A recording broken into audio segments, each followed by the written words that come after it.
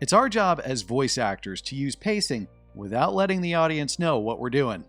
Pacing is the pulse of a film. If you feel it, it's probably not working right. All right, you know the drill. I've got a beginner tip, then I've got an advanced tip for you, so stick around for all of it and listen to the end. You may want to take some notes this time around. First off, the beginner tip. One thing that separates a beginner voiceover talent from an experienced voiceover talent, just one thing, is understanding pace. No, that's not an acronym. Pace, as in what type of pacing to use and when. And please hear me on this. You just can't put it on, as in fakery. It has to come from an authentic pace, or place, with your pace. Otherwise, you just keep sounding like William Shatner. And people can tell the difference when you're trying to put it on. There's a lot of nuance to pacing, but here's a basic guide just to help you get started in a few genres. For commercials, these are always going to vary in pace. And this is because there are different types of commercials between local and regional to national. For most national spots with big brands and produced by ad agencies, they're now called image films, like overseas. They've been doing it for years. And I'll touch on this a little bit more in the advanced tip coming up in a minute. Local and regional could either be fast or slow paced and just sound like a typical commercial. But overall, we used to be able to use these categories to guide pacing. If it was a medical spot, it was usually slower. If it was a fast food restaurant, it'd be faster. Nowadays, you can't really use it as a tried and true rule, but many times you can determine the pacing simply from the breakdown, script, and the brand. And if you get auditions for these, you should know whether they're local, regional, and national, and that's going to help guide you. Okay, next up, for corporate and e-learning. Moderate pacing is needed here. You don't want to go too fast that the listener is going to get lost or overwhelmed with all the information, but you don't want to go too slow and then put them to sleep. There's a happy medium in between. And the more you do these types of auditions and jobs, the more you'll familiarize yourself with what's needed and what's expected. All right, next up, audiobooks.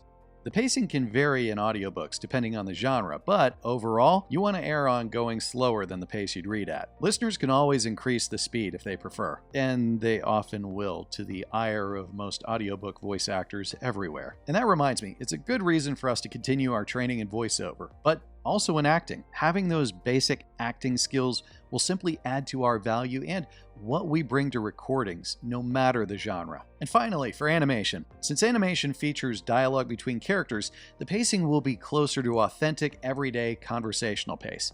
And it also depends on which animation. Some have a heightened sense of conversational reads that'll pace more quickly. It's very nuanced, meaning it depends on which show, which is why training in each genre you want to get better at is totally necessary. So if you don't know, now you know. But also, make sure you know your own default pacing. Have coaches told you to slow down?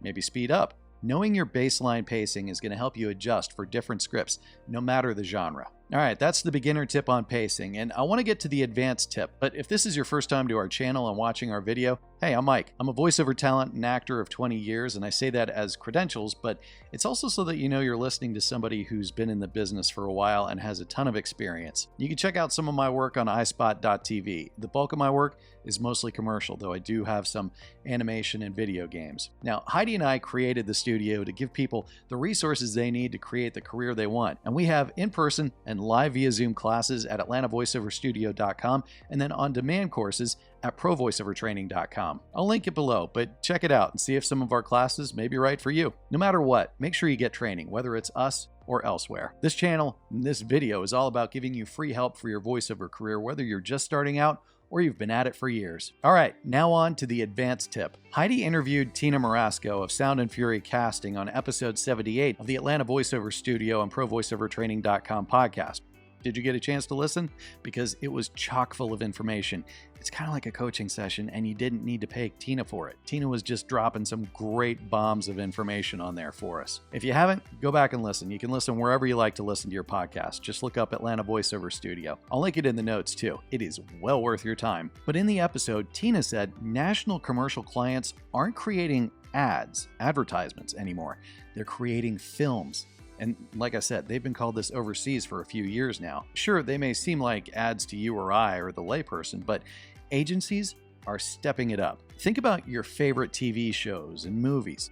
Pace is used in film all the time to create emotion and intrigue. And that's the same thing that these creatives are wanting in their ads. In fact, things are pulled back now in auditions, at least among the national spots. So your proximity to the mic is key, and how loud you are. Can you keep energy but still speak naturally and not project? But I'm getting ahead of myself. Here are just a few ways to use pacing to enhance the message of an ad film. And if you're an advanced talent, you already know this needs to come from a natural and authentic place.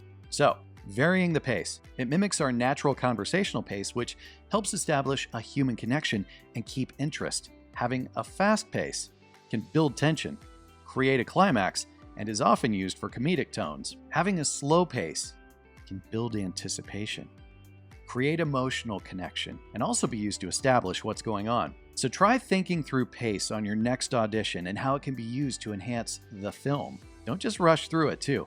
Try different things out and see what feels good and what might work for you. You may find some interesting things in your reads. Do your script analysis and look for clues in the script to help you. And at this point, if you don't know how to do that, well, consider getting into a class or workshop or get some private coaching with us or elsewhere. We do have all that and more, but I don't care where you go. Just go someplace reputable and work on your skills. As always, our goal with Atlanta Voiceover Studio and ProVoiceOverTraining.com is to give you the resources you need to create the career you want.